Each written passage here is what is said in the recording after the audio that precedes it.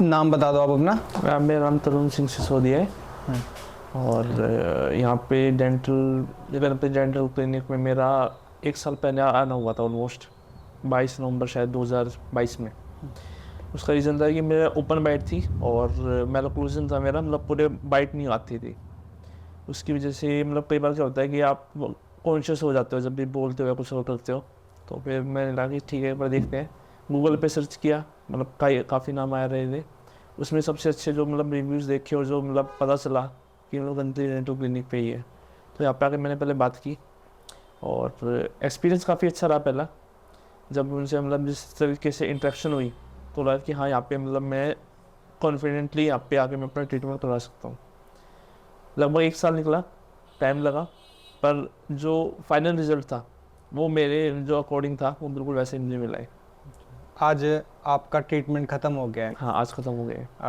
तो एक्सपीरियंस आपका गणपति डेंटल में जो पूरे साल का जो आपने बिताया वो कैसा रहा? मतलब यहाँ का स्टाफ वगैरह और डॉक्टर का बिहेवियर या कोई भी जो भी आपको प्रॉब्लम्स थी जो आप लेके आए थे वो सब सॉल्व हो गई ना सारी? हाँ, सारी प्रॉब्लम सॉल्व हो गई और जो डॉक्टर का बिहेवियर था काफ़ी अच्छा रहा।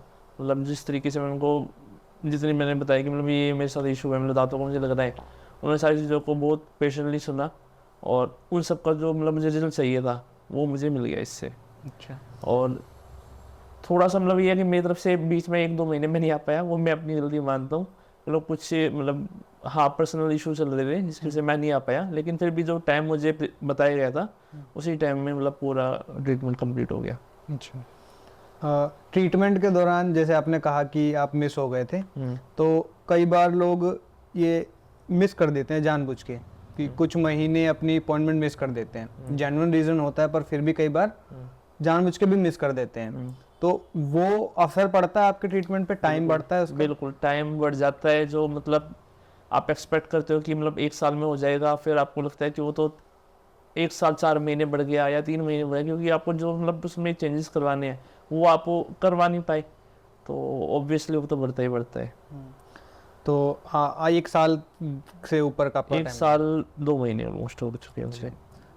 अब आपको खाने में वो कंफर्ट वापस आया जैसा आप चाहते थे? हाँ, मतलब कंफर्ट तो मेरा मतलब वैसे खाने का इतना ज़्यादा नहीं था। मेन था जो मतलब बोलते हुए ना आपको मतलब फील होता है कि हाँ मतलब ओपन बाइट है, तो वो शो होता है कि मतलब है ना जो बिल्कुल सही तरीके से नहीं आता। आप यदि कि मतलब किन्हीं लोगों के बीच में बैठे हैं तो वो लगता है कि हाँ थोड़ा सा कुछ इशू है, तो आप हिचकते हैं उस तरीके से करने में। तो लेकिन अभी है कि हाँ जो मुझे रिजल्ट चाहिए तो मिल गया, तो जो अंदर से एक तरीके से कह सकते हो इन कॉम्प्लेक्शन फील होता है आपको कि हाँ मतलब आप अपने लुक्स को लेकर कॉन्शियस हो जाते हो कि हाँ मतलब कुछ है इशू, वो मतलब रिजोल्व हो गया है। अब कोई ऐसा इशू नहीं है। एक मिथ, बहुत सारे मिथ्स होते हैं। अब ट्रीटमेंट से पहले आपने भी बहुत सारी R&D की होगी, हाँ, वीडियोस देखी होंगी, बहुत देखे तो थे। बहुत सारे मिथ्स भी आपको पता चले होंगे कि एक खास एज तक ही ट्रीटमेंट कराओ, हाँ। या फिर ये ट्रीटमेंट हेल्दी नहीं है, इस तरह की चीजें आपसे दूर हुई, या फिर कौन कौन से मिथ्स आपको पता चले कि ये सबसे जो बड़ा? आपने बिल्कुल सही बोला कि ये कहते हैं कि एक पर्टिकुलर एज तक ही करवाना होता है और एडल्ट मतलब आने के बाद यदि 25 साल के बाद करवाना तो बहुत ज़्यादा टाइम लेता है या वो सक्सेसफुल नहीं होता। और यहाँ पे ट्रीटमेंट के बाद मुझे लगता है कि ऐसा कोई जो मिथ है पूरा तरीके से बस्ट हो चुका है। और मैंने 30 साल को इसमें स्टार्ट किया था और 1 साल में मतलब जो रिजल्ट चाहिए था मैं एक्सपेक्ट कर रहा था वो मुझे मिल गया। तो जो मिथ कहते हैं कि नहीं आपको मतलब 15-16 साल या 22 साल तक मैक्सिमम करवा लो, वो मेरे हिसाब से तो बिल्कुल गलत है। और ब्रेसिस के ट्रीटमेंट के टाइम पे हमें हाइजीन लेवल मेंटेन अच्छे से करना पड़ता है, क्योंकि ब्रेसिस का ट्रीटमेंट सिर्फ डॉक्टर की तरफ से नहीं होता, पेशेंट की तरफ से भी होता है। तो हाइजीन लेवल के आपने जिस तरह से अपना हाइजीन वगैरह मेंटेन किया उसका एक्सपीरियंस थोड़ा सा आप शेयर करना चाहो लोगों से? हाँ बिल्कुल, जैसे डॉक्टर ने भी मुझे पहले से बता दिया था कि आपको हाइजीन मेंटेन करनी पड़ेगी, नहीं तो आपको हो सकता है कि ट्रीटमेंट आपका इसका चल रहा है लेकिन आपको कोई दूसरी प्रॉब्लम स्टार्ट हो जाए, आपके दांतों में मतलब कैविटी हो जाए, कुछ और इशू हो सकते हैं।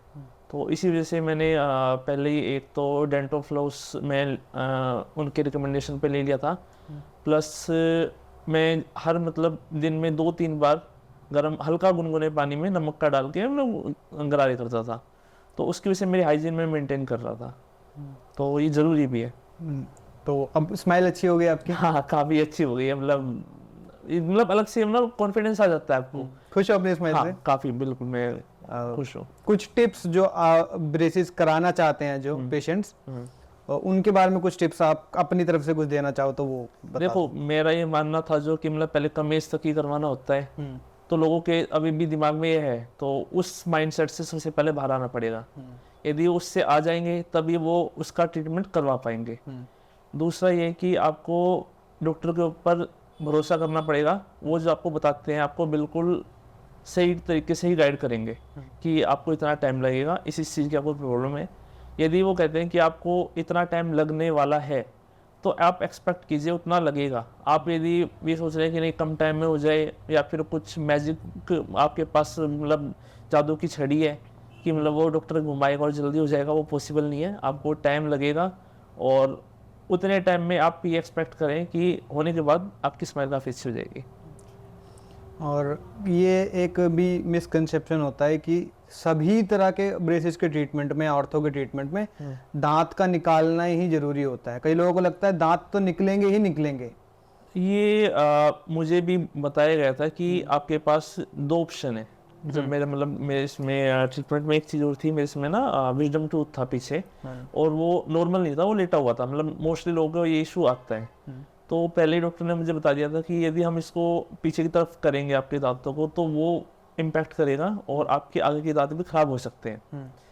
तो उस केस में एक तो वो निकलवाना पड़ा, क्योंकि यदि नहीं करते तो वो क्राउडिंग हो जाती। क्योंकि यदि मान लीजिए एक सोफा है जिसपे 3 लोगों की बैठने की जगह है, और यदि आप उस पर 4 लोगों को बिठाएंगे तो वो टेढ़े मेढ़े बैठेंगे, वो कुछ ना कुछ इशू होगा। इसी आप सेम लॉजिक पे आपके दांत होते हैं। यदि वहाँ पे स्पेस कम है और दांत ज़्यादा हैं तो वो इशू करेंगे और टेढ़े मेढ़े होंगे, कोई ना कोई इशू होगा। तो यदि आपको डॉक्टर में रिकमेंड कर रहे हैं कि आपको कोई दांत निकालना पड़ सकता है, तो आप उस पर अपने जो ऑप्शन पे पूरे अच्छे तरीके से सोचने के बाद आप डिसीजन लीजिए। और डॉक्टर रिकमेंड कर रहे हैं कि आपको निकालना चाहिए तो निकलवाने में कोई इशू नहीं है। तो दांत निकालना जरूरी होता है तभी डॉक्टर दांत निकालते हैं। हाँ, जरूरी और होगा। उस गैप को वो भी ट्रीटमेंट के दौरान वो फिल हो जाता है। हाँ। पता नहीं चलता कि वहां से दांत निकला है या वैसे मेरी ट्रीटमेंट में डॉक्टर ने ये एक चीज़ कही थी कि ना आपके पास 2 ऑप्शन है कि या तो हम यदि आपको पूरे आर्च को मतलब पीछे जब खींचेंगे तो एक तो आपके पास ऑप्शन है कि दांतों को मतलब घिस दिया जाए थोड़ा बीच में से, और दूसरा है कि थोड़ा टाइम एक्स्ट्रा लगेगा लेकिन आपको थोड़ा थोड़ा करके पीछे तक हम इम्प्लांट के थ्रू सारे दांतों को खींचेंगे। तो मैंने उनसे ही मतलब कहा कि आपके हिसाब से कौन सा ज़्यादा बेटर ऑप्शन है। तो उन्होंने कहा कि यदि हम दांतों को घिसने की जगह पीछे खींचे, टाइम ज़्यादा लगेगा लेकिन रिजल्ट काफ़ी अच्छे आएंगे। तो उनकी रिकमेंडेशन के बेस पर ही मैंने आगे का ट्रीटमेंट कंटिन्यू किया और काफ़ी अच्छे रिजल्ट मुझे मिले। पेन होता है ट्रीटमेंट के बाद ब्रेसेस में? वैसे नहीं, इनिशियली तो मतलब आप बहुत ऐसा लगता है कि पता नहीं कैसे आपके जो मतलब दांत हैं पूरे एक जेल में आ गए हैं। फील तो होता है बिल्कुल, कोई ये कहे कि फील नहीं होता तो मुझे लगता है वो 99% झूठ बोल रहा है। क्योंकि आपको एकदम कभी इसकी आदत है नहीं। हाँ। और अचानक से आपको लगता है कि आपको कुछ मतलब मेटल की चीज़ है जो आपके दांतों पे आ चुकी है। कुछ टाइम तक इनिशियली मतलब 3-4 दिन तक आपको लगेगा, फिर आप उसके बाद हैबिचुअल हो जाएंगे और आपको सिर्फ हाइजीन मेंटेन करनी है। आपके एक टाइम पीरियड होगा, उसके बाद जब बल्कि आपके ब्रेसेस हटेंगे आपको फिर फील होगा कुछ मतलब मिसिंग है। मैं मिस कर रहा हूँ, मतलब कुछ था जो मतलब दांतों पे से हट गया है।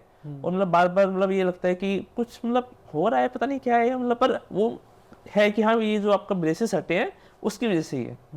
नहीं तो हाँ ठीक है, स्टार्टिंग के कुछ टाइम के लिए आपको प्रॉब्लम होगी, नहीं तो ऐसी कोई प्रॉब्लम नहीं है। हर अपॉइंटमेंट के बाद प्रेशर लगता होगा? हाँ, वो इतना कुछ नहीं होता। जो सबसे ज़्यादा आपको लगता है वो इनिशियली पीरियड पे ही लगता है, क्योंकि उसी टाइम पे आपके दांत बिल्कुल एक जगह पे फिक्स है और सबसे ज़्यादा उसी टाइम पे प्रेशर लगता है। बाद में तो जो किए जाते हैं वो हल्के हल्के ही किए जाते हैं, इतने आपको फील नहीं होगा। जब स्टार्टिंग में आपको बल्कि डॉक्टर रिकमेंड भी करते हैं कि यदि आपको कुछ पेन होता है तो आप पेन किलर ले लीजिए, और क्योंकि आप पेन में रहोगे वो ज़्यादा अच्छी बात है नहीं। मतलब पेन किलर 2-3 दिन के लिए उन्होंने रिकमेंड किया था और मैं 2-3 दिन ही लिया, उसके बाद कोई ऐसा इशू नहीं रहा।